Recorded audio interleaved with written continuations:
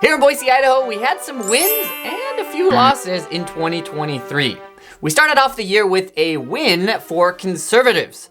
Our governor, Brad Little, was sworn in for his second term on January 6th as Idaho's 33rd governor. And just a few days later, he unveiled his plan for his first year in office. Put Idaho first and focus on Idaho's workforce, property tax relief, and the growing fentanyl crisis. I have to say, he successfully dealt with the issues throughout the year that he said he would focus on. What was more of a loss here was the Boise housing market throughout most of the year. On January 3rd, the mortgage rate was 6.45%.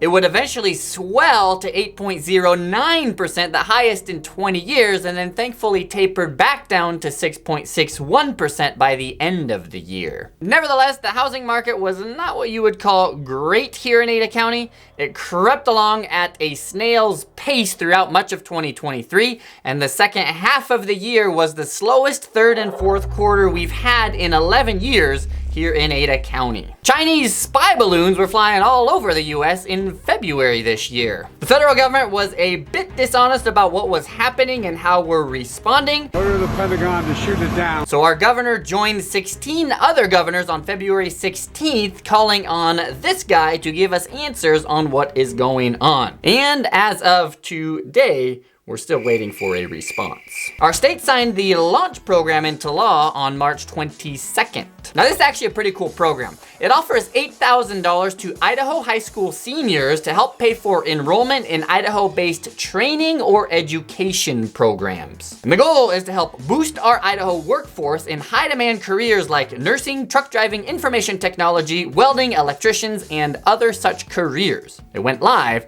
on October 3rd. The Idaho legislature finally got to work on property taxes and passed a bill into law on March 31st that lowers all of our property taxes. Yeah, there was a bit of back and forth between the governor and the state legislatures, but when it finally went into effect on November 29th, I was pleasantly surprised. My tax bill was cut in half, and they announced that statewide, everybody's property taxes went down 18% on average. On May 10th of this year, our state sued the federal government for failing to take grizzlies off of the endangered species list. Idahoans don't like federal bureaucrats in some office in DC making laws that affect us in Idaho. The fact is, grizzlies are not endangered. We can manage our grizzly population just fine.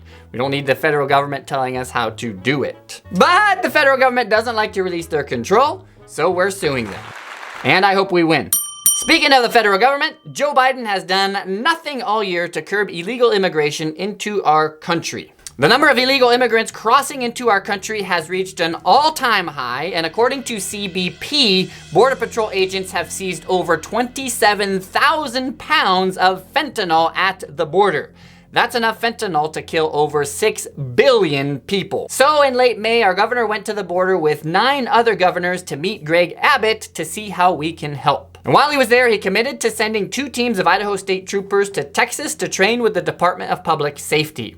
And Idaho has been doing that for several years now. On June 15th, we rolled out the Story of America history curriculum in Idaho middle schools and high schools. Now this curriculum embraces patriotism and instills a sense of pride in the students about the successes of our country, but it tells an honest history. Seems to be really good material. It's written by Bill Bennett, who was Ronald Reagan's Secretary of Education. For the 3rd year in a row now, Idaho announced on June 19th that we finished the fiscal year with another budget surplus, this time to the tune of $100 million. Idaho's economy is stronger than ever before. To which I respond, Brad Little, you're killing it. Being one of the fastest growing states in the country comes at a cost. Water is an issue we've been dealing with. With increased population, we need more water. So on August 7th, Idaho held a water summit to discuss trends and investments in water supply. The good news that came out of this summit is that the water supply in the Treasure Valley was said to be stable. The plan is to line 6 miles of the New York Canal, and that alone will save 29,000 acre-feet of water per year. In case you were wondering, that's the equivalent of 29,000 acres flooded with 1 foot of water. The biggest slaughter of Jews since the Holocaust 80 years ago happened in Israel on October 7th. Over 3,000 Hamas terrorists and other civilians from Gaza entered into Israel and raped, murdered, mutilated, and burned 1,200 innocent civilians.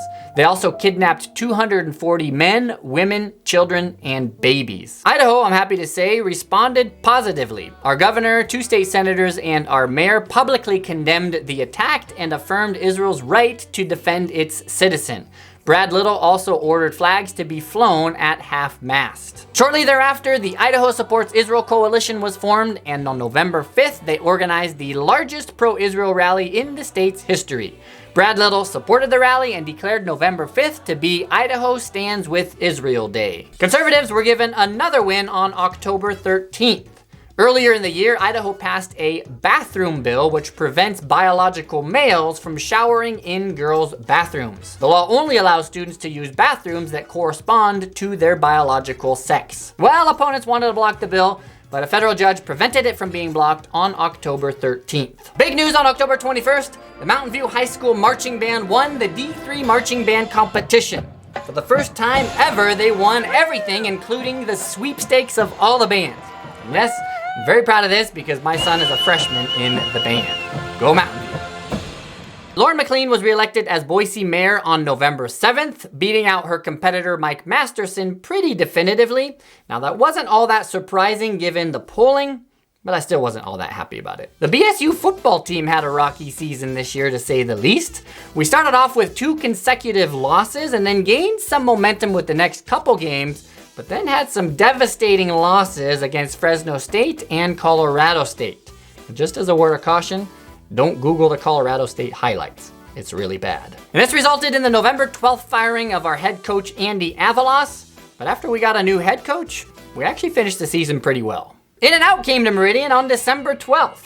According to one newspaper source, the wait time for a hamburger at their grand opening was 8 hours. The Snake River dams have been in the news recently, and apparently the Biden administration reached some sort of a secret backroom agreement with Washington and Oregon. This did not make our governor happy, to say the least, since Idaho was not consulted. And in an opinion piece penned in mid-December, our governor said that this agreement will not increase fish passage. It will only greatly reduce clean energy output, which actually needs to be increased. All in all, even though the housing market was a bit rocky this year and the war in Israel definitely put a damper on things for my family and I have to say that I'm thankful to God for yet another great year. I hope you had a great year as well, and I'll see you in 2024.